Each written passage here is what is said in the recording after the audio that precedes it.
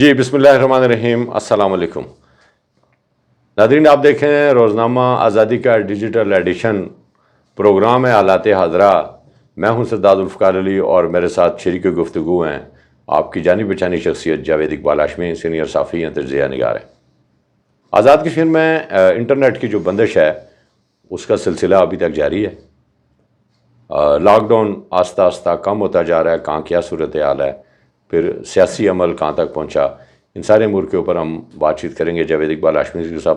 ہاشمی صاحب، سب سے پہلے تو یہ بتائیں کہ جو اس وقت تازہ ترین ہے، پاکستان پیپلز پارٹی کا اجلاس ہوا ہے، ٹکٹ جاری ہوئے ہیں، 8-9 حلقے خالی ہیں، اس کی کیا وجہ ہے؟ اتنی تاخیر سے ٹکٹ جاری ہوئی اور پھر بھی 8-9 حلقے ان کے خالی ہیں۔ بسم اللہ الرحمن الرحیم۔ بہت شکریہ سردار ذوالفقار صاحب۔ آپ کا جو سوال ہے کہ پیپلز پارٹی کا جو ٹکٹ ہیں وہ ابھی تک جاری نہیں ہوئے، اور جو جاری ہوئے ہیں ان میں بہت سارے ابھی باقی چھوڑ دیے گئے ہیں، تو یہی جو مسئلہ ہے جو آزاد کشمیر میں ایک بحران کا باعث بنا ہوا ہے۔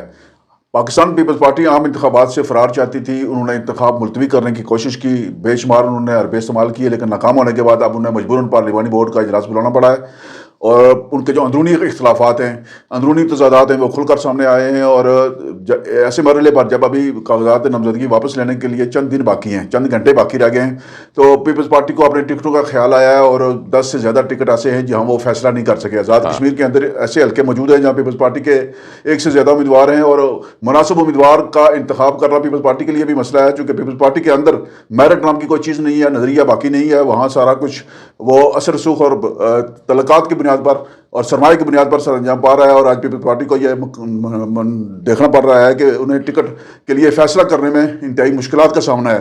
جو 10 حلقے باقی ہیں وہاں پیپلز پارٹی کے پاس مناسب امیدوار ہیں، لیکن جیتنے والے امیدوار کو ٹکٹ دینے میں مشکلات ہیں، یہ مسئلہ ہے۔ اس لیے ابھی لگتا نہیں کہ پیپلز پارٹی 1-2 دن کے اندر یہ فیصلہ کر سکے گی۔ جب تک انتخابی نشانات ہوتے ہیں تب تک یہ معاملہ باقی رہے گا۔ لیکن مجھے ہاشمی صاحب یہ بتائیں نا، مثلا تنویر الیاس صاحب مختلف جگہوں سے انہوں نے اپلائی کیا ہوا ہے، نیلم کا ایک حلقہ جو ہے وہ بھی خالی ہے، باغ کا ایک حلقہ جہاں قمر صاحب بھی ہیں، ضیاء القمر بھی ہے، اور پھر تنویر الیاس صاحب وہاں سے بھی الیکشن لڑنا چاہتے ہیں، راولہ کوٹ کا ایک حلقہ اسی طرح خالی ہے، دیر کوٹ کے حلقے میں میرا خیال ہے کوئی انتخابی اتحاد کسی کے ساتھ کر رہے ہیں، بلندری کا ایک حلقہ خالی ہے، اسی طرح بمبر کے 2 حلقے خالی ہیں۔ اس پہ اسپیسیفک ذرا بتائیں کہ کیوں؟ دیکھیں، تنویر الیاس صاحب آزاد کشمیر کی ایک قداور سیاسی شخصیت ہیں، سابق وزیر اعظم ہے، اور 2021 کے عام انتخابات میں انہوں نے تحریک انصاف کو کامیاب کروانے میں بنیادی کردار ادا کیا تھا۔ اور جب وہ تھوڑا عرصہ پہلے پیپلز پارٹی میں شامل ہوئے تھے، ان کے ساتھ کوئی شرائط ان کی طے ہوئی تھی پیپلز پارٹی کے ساتھ، جی کہ وہ انتخابی جو مرحلہ آئے گا اس میں تنویر الیاس صاحب کا اثر کردار ہوگا۔ اسی بنیاد پر انہوں نے 1 سے زیادہ حلقوں سے امیدوار بننے کا فیصلہ کیا، اور کاغذات نامزدگی انہوں نے 4 حلقوں سے جمع کروائے ہیں، اور ان میں سے کچھ حلقے ایسے ہیں جہاں ان کا ووٹ بینک موجود ہے۔ مثلا اپر نیلم میں ان کا ووٹ بینک بظاہر نظر نہیں آتا، لیکن وہاں ان کے حامی اور ان کے چاہنے والے بڑی تعداد میں موجود ہیں۔ اگر پیپلز پارٹی یہ سیٹ جیتنا چاہتی ہے اپر نیلم کی، تو تنویر الیاس صاحب ان سے بہتر کوئی امیدوار نہیں ہے اس حلقے میں۔ اسی طرح وسطی باغ کے حلقے میں تنویر الیاس صاحب پچھلا الیکشن 2021 کا جیتے تھے، اور اس دفعہ بھی ان کا مقابلہ جو ہے نا، وہ ان کے مقابلے میں جو امیدوار ہیں وہ پچھلا الیکشن ہارے ہوئے ہیں، بلکہ ضمنی الیکشن بھی ہارے ہوئے ہیں تحریک انصاف کے جو مشتاق مناز صاحب ہیں، اور وہاں جو اصل امیدوار ہیں بریگیڈیئر محمد خان صاحب، وہ جماعت اسلامی میں شامل ہو گئے ہیں، اور ان کے پاس بہت بڑا ووٹ بینک ہے، اور وہ انتخاب میں اپ سیٹ کر سکتے ہیں۔ اور پیپلز پارٹی کو ان چیزوں کا اچھی طریقے سے علم ہے۔ اسی طرح بمبر شہر کا جو حلقہ ہے، وہاں انہوں نے پچھلے چند ہفتے پہلے جو ہے انوار صاحب کو 18 کروڑ روپے کے فنڈز بھی جاری کیے فیصل راٹھور صاحب نے کہ وہ پیپلز پارٹی کا ٹکٹ پر الیکشن لڑیں گے، لیکن ابھی تک انوار صاحب نے پیپلز پارٹی کو درخواست نہیں دی ٹکٹ کے لیے۔ جبکہ سمانی کے حلقے میں آئی پی پی میں جا رہے ہیں، وہ آئی پی پی میں جا سکتے ہیں۔ اس کے علاوہ جو عثمانی کا حلقہ ہے وہاں وزیر رہے ہیں پیپلز پارٹی کے علی شان سونی صاحب، وہ بھی پیپلز پارٹی کا ٹکٹ لینے کے لیے خواہشمند رہی ہیں۔ یہ اس طرح کے مسائل پیپلز پارٹی کو بہت ساری جگہوں پر ہیں۔ اب انوار صاحب جس طرح پیپلز پارٹی کو انہوں نے استعمال کیا ہے اپنی حکومت چلانے میں، حکومت بنانے میں، اور آخر پر انہوں نے حسب روایت بے وفائی ان کے خون میں شامل ہے، اور انہوں نے بے وفائی کا عملی مظاہرہ کیا ایک دفعہ پھر پیپلز پارٹی کے ساتھ، اور وہ ابھی تک انہوں نے پیپلز پارٹی کو اس قابل نہیں سمجھا کہ وہ پیپلز پارٹی کے ٹکٹ پر الیکشن لڑیں۔ اور وہ کسی بھی پارٹی سے الیکشن لڑتے ہیں، کسی بھی پارٹی کا ٹکٹ لیتے ہیں جو ان کا مزاج نہیں ہے پارٹیوں کا ٹکٹ لینا یا پارٹی کی سیاست کرنا، تو اب ان کے لیے جو حلقہ ہے انتخاب ممبر کا، وہاں ان کے لیے سیاست کی گنجائش نہیں بچی ہے۔ اچھا ہاشمی صاحب، مسلم لیگ نون میں بھی جو ٹکٹ ہیں وہ میرٹ پر جاری نہیں کیے گئے کئی حلقوں میں۔ رات کو ایک شخص جو ہے وہ پیپلز پارٹی میں تھا یا پی ٹی آئی میں تھا، صبح نون لیگ میں آیا، ٹکٹ جاری کر دیے۔ اور سیاسی مدت میں کوئی عدت بھی ہوتی ہے یا نہیں ہوتی؟ اور دوسرا یہ بتائیں کہ آپ کیا سمجھتے ہیں کہ جہاں باقی جماعتیں آپ کہتے ہیں کہ جی مشکلات کا شکار ہیں، اس میں غلط فیصلے ہو رہے ہیں، تو نون لیگ بھی تو یہی کچھ کر رہی ہے. سردار صاحب الیکٹیبلز کی جو سیاست ہے وہ ایک ایشو ہے آزاد کشمیر کے اندر کہ 5 سال جو الیکٹیبل ہوتے ہیں وہ ایک جماعت میں رہتے ہیں, اقتدار میں رہتے ہیں, اور پھر آنے والے جو الیکشن ہوتے ہیں اس میں ایک بار پھر وہ اقتدار کی طرف جانے کی کوشش کرتے ہیں. یہی مسئلہ ہے آزاد کشمیر کے اندر جو اس وقت جو بحران پیدا ہوتے ہیں, سیاسی بحران پیدا ہوتے ہیں یا انتظامی سطح کے بحران پیدا ہوتے ہیں, وہ ان لوگوں کی وجہ سے پیدا ہوتے ہیں جو سیاسی طوائف ہیں. جو دیکھیں جو ایک جماعت سے دوسری جماعت میں جانے کے لیے کوئی عدت کا تعین نہیں ہے کہ آپ رات کو ایک جماعت میں ہیں, صبح کسی اور جماعت میں جا سکتے ہیں. اور یہی آزاد کشمیر کی سیاست کا یہی المیہ ہے کہ یہاں نظریاتی سیاست کا فقدان ہے, جماعتوں کے اندر کوئی ڈسپلن نہیں ہے. ایک جماعت سے کوئی بندہ نکلتا ہے تو دوسری جماعت اسے کیوں قبول کرتی ہے؟ یہ پابندی ہونی چاہیے کہ کم از کم جو ہے کم از کم 4 ماہ کی تو پابندی رکھے. جو شرعی لحاظ سے جو عدت ہے وہ تو اس کا طے ہونا ضروری ہے.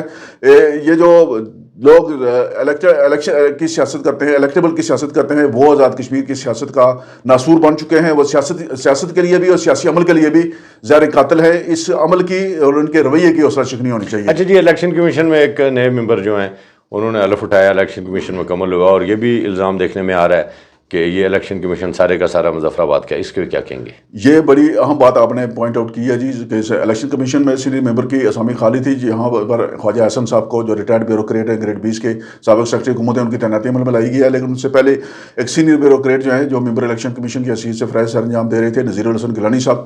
اصولی طور پر میرٹ اگر دیکھا جائے تو نذیر گیلانی صاحب جو ہے گریڈ 21 کے ریٹائرڈ افسر ہیں, تو ان کا حق بنتا تھا سینئر ممبر کے طور پر. تو انہوں نے اس پر احتجاج بھی کیا ہے اور تحریری طور پر انہوں نے وزیر اعظم سے شکایت بھی کی ہے کہ انہیں سینئر ممبر الیکشن کمیشن تعینات کیا جانا چاہیے تھا. اب الیکشن کمیشن مکمل ہو گیا ہے. کم از کم اس کی یہ بات آپ کہہ سکتے ہیں کہ اس عمل کے بعد الیکشن کمیشن اپنی جو کاروائیاں ہیں, اپنے جو کام ہے وہ بطریقہ احسن سر انجام دے سکتا ہے. میرٹ کا خیال رکھنا اور مظفر آباد سے باہر کے ممبر لگانا یہ ضروری تھا, کیونکہ علاقائی اور قبیلائی توازن آزاد کشمیر کے اندر ایک اہم معاملہ ہے. الیکشن کمیشن کے اندر جب چیف الیکشن کمیشن مظفر آباد سے تعینات ہوئے ہیں تو سینئر ممبر پونچھ سے ہونا چاہیے تھا یا میرپور سے ہونا چاہیے تھا, یا ممبر جو ہے وہ پونچھ سے ہونا چاہیے تھا اور میرپور سے ممبر تعینات کر کے توازن قائم کیا جاتا. اب یہ لوگ سیاسی لوگ اگر اس پر الزام تراشی کریں تو یہ اس کا جواز بنتا ہے جی کہ الیکشن کمیشن صرف مظفر آباد میں مشتمل ہے. جو دیگر جو علاقے ہیں ان کے حوالے سے فیصلوں میں تصب کا مظاہرہ کر سکتا ہے. لیکن جس پرائم منسٹر نے منظوری دی یا لگایا ان کا تو اپنا تعلق ان سے ہے نا. اگر انہوں نے نہیں سوچا یا وہ سمجھتے ہیں کہ یہ بہتر آدمی ہے تو پھر اس کا مطلب ہے الیکشن کمیشن کے اوپر کوئی ایز سچ ان کے کردار یا کام کے اوپر بات کی جا سکتی ہے. یہ تعصب نہیں ہونا چاہیے کہ وہ کوئی بندہ الیکشن کمیشن میں تعیناتی کے لیے چیف الیکشن کمیشن سے پوچھا جانا چاہیے تھا کہ وہ کیا چاہتے ہیں. ان سے نہیں پوچھا گیا ہے تو میرے خیال میں یہ ایک اچھا کام ایک غلط طریقے سے سر انجام دیا گیا ہے. جو بیوروکریٹ تعینات ہوئے ہیں ان پر کسی کو کوئی اعتراض نہیں ہے. ان کا کردار جو ہے, ان کا ماضی اور ان کا جو سروس ریکارڈ ہے وہ بہترین ہے. اسی طرح نذیر الحسن گیلانی صاحب کا بھی جو ریکارڈ تھا وہ بھی بہترین تھا, اس پر کسی نے اعتراض نہیں کیا. اب یہ جو حکومت نے جو اس الیکشن کمیشن کو متنازع بنانے کی کوشش کی ہے, یہ حکومت کی بدنیتی ظاہر کرتی ہے. یہ جو عمل ہے یہ حکومت کے ارادوں سے لوگوں کو واقف کرتا ہے جی کہ حکومت کیا چاہتی ہے, کہ کسی نہ کسی طرح کوئی موقع ایسا ملے جس کے ذریعے الیکشن کمیشن پر سوالات اٹھیں. لاک ڈاؤن کی طرف آتے ہیں. مظفر آباد کے جو تاجر ہیں انہوں نے اعلان کر دیا ہے, اپیل کر دی ہے کہ دکانیں کھول دیں, اور ٹرانسپورٹوں نے بھی کہا ہے کہ پہیہ جام کو ختم کریں. ساتھ انہوں نے ایک اور اپیل بھی کی ہے, مشروط ہے, کہ بینک جو ہیں ان کو کھول دیا جائے اور پیٹرول کی قلت کو ختم کیا جائے. دیکھیں تاجروں کے اعلان سے پہلے جو ہے نا بازار جو ہے ضروریات زندگی جو ہیں وہ دستیاب ہیں. پہلے سے بازار کھلے ہوئے ہیں بہت سارے, اور شام کے وقت اگر آپ شہر کا دورہ کریں تو ساری دکانیں تقریباً کھلی ہوتی ہیں. اب یہ مہینے کی آخری تاریخ ہیں اور ملازمین کی تنخواہیں آ چکی ہیں, تو دکانداروں کو اس بات کا اچھی طرح احساس ہے کہ انہوں نے اپنے کاروبار کس طرح چلانے. جو کرائے کی دکانیں, جو ملازمین کو تنخواہیں دینی ہوتی ہیں, جو بلات جمع کروانے ہوتے ہیں, وہ مہینے کے آخری دنوں میں یا مہینے کے پہلے دنوں میں ہی سر انجام پاتے ہیں, اور یہ ضروری ہے. تاجروں نے جو اعلان کیا بازار کھولنے کا, یہ ان کی اپنی ضرورت ہے, اور یہ اچھی بات ہے کہ وہ اس عمل میں شامل ہو گئے ہیں جی کہ نظام زندگی جو ہے وہ چلنا چاہیے, اس کو متاثر نہیں ہونا چاہیے, عام آدمی کی زندگی میں مسائل نہیں بڑھنے چاہیے. اور جو ٹرانسپورٹ کا معاملہ ہے, اور ٹرانسپورٹ جو ہے وہ جب تک اس کو تحفظ فراہم نہیں کیا جاتا, اب بھی ٹرانسپورٹ پبلک سروس ٹرانسپورٹ کو خطرات, اس کے لیے خطرات موجود ہے.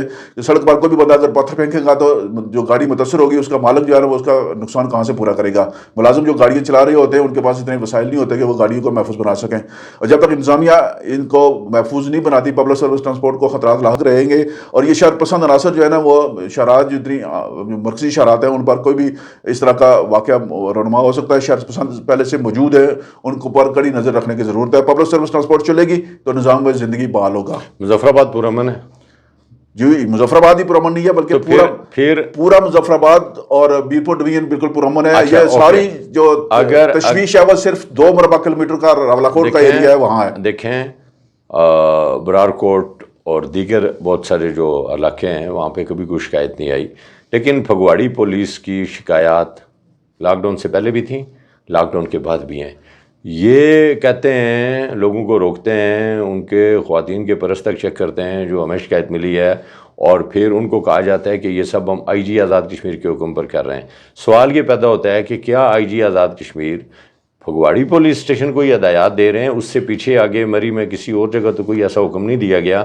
تو اس کے اوپر آپ کیا سمجھتے ہیں، کیا صورتحال ہے، اور کیا واقعی آئی جی آزاد کشمیر نے ان کو کہا پنجاب ہوگا کہ پولیس جو لوگوں ہے کی تلاشی وہ کریں؟ اس کی کوئی ریپو اتنی اچھی نہیں ہے، پنجاب پولیس کا رویہ اچھا نہیں ہے، وہ کوئی نہ کوئی پنجاب پولیس کے اندر ایسا اہلکار موجود ہوتا ہے جس کا طرز عمل جو ہے نا پوری پولیس ڈپارٹمنٹ پر سوال پیدا کرتا ہے، اور ان کی کارکردگی پر جو ہے نا وہ سوالیہ نشان کھڑے کرتا ہے۔ اور یہ جو پھگواڑی کا تھانہ ہے، یہ اس کا سارا دار و مدار آزاد کشمیر کی ٹرانسپورٹ پر ہوتا ہے۔ وہ پتہ بھی لیتے ہیں، روکتے بھی ہیں، لوگوں کو تنگ بھی کرتے ہیں، اور جو پھگواڑی پولیس ہے اس کے رویے اور اس سے طرز عمل کی وجہ سے کشمیریوں کے مابین جو ہے نا آزاد کشمیر آنے والے لوگوں کے دلوں میں جو نفرت پیدا کی جا رہی ہے، جو غصہ پیدا کیا جا رہا ہے، جو ناراضگی پیدا کی جا رہی ہے، وہ دیکھنے کی ضرورت ہے۔ اور inspector general police Azad Kashmir جو ہے، جن کے بارے میں یہ کہا جاتا ہے جی کہ یہ ٹک ٹاک کر رہے ہیں زیادہ، اور پنجاب پولیس کے اہلکار بھی یہ بتا رہے ہیں جی کہ یہاں یہ ٹک ٹاک بنایا کرتے تھے، اب آزاد کشمیر میں جا کر انہوں نے یہ سلسلہ شروع کر دیا ہے، تو ان کو اپنی رویے پر تھوڑی سی نظر ثانی کرنی چاہیے۔ اور پنجاب پولیس خصوصاً جو پھگواڑی پولیس ہے اس کے خلاف جو شکایات ہیں اس کی تحقیقات ہونی چاہیے، اور آزاد کشمیر حکومت کا یہ فرض ہے تو وہ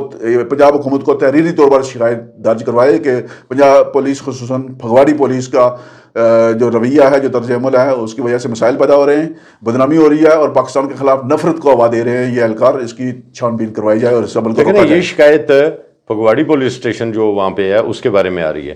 اب مری جو دوسرا راستہ ہے دیول اپر دیول والا، اس راستے کے اوپر کوئی شکایت نہیں آ رہی، پولیس تو وہاں پہ بھی ہے، لیکن سب سے زیادہ آمد و رفت سب سے زیادہ آمد و رفت کے پی کے راستے سے ہو رہی ہے، برار کوٹ میں، گڑی بلّہ میں، وہاں کے پی کے پولیس موجود ہے، اور کسی کو کوئی شکایت نہیں ہے، کسی والے سے کوئی شکایت نہیں ہے۔ کے پی کے پولیس کا رویہ انتہائی دوستانہ ہے کشمیریوں کے ساتھ، صرف پھگواڑی پولیس اسٹیشن کا رویہ، مری پولیس کا ایٹیٹیوڈ بھی اچھا ہے۔ پنجاب پولیس کا بحث مجموعی جو کردار ہے وہ مناسب ہے، لیکن ایک تھانے کا کردار جو ہے، ایک تھانے کے کرپٹ اہلکاروں کا کردار جو ہے وہ ٹھیک نہیں ہے، اس کی چھان بین ہونی چاہیے، اور ایسے کرپٹ اہلکاروں کو فوری طور پر وہاں سے ہٹایا جانا چاہیے۔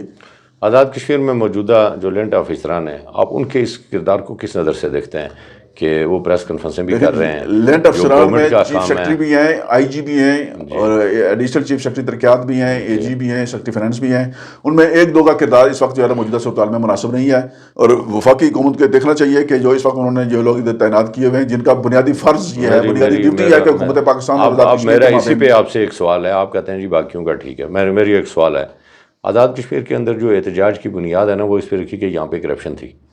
آپ بتائیں سیکرٹری فائنانس کا اگر رول ٹھیک ہوتا تو کرپشن کیوں ہوتی؟ اے سی ایس ڈیولپمنٹ کا رول اگر ٹھیک ہوتا تو ڈیولپمنٹ کے فنڈ میں کرپشن کیوں ہوتی؟ اے جی آفس کا رول ٹھیک ہوتا تو اے جی سے جعلی چیک کیوں جاری ہوتے؟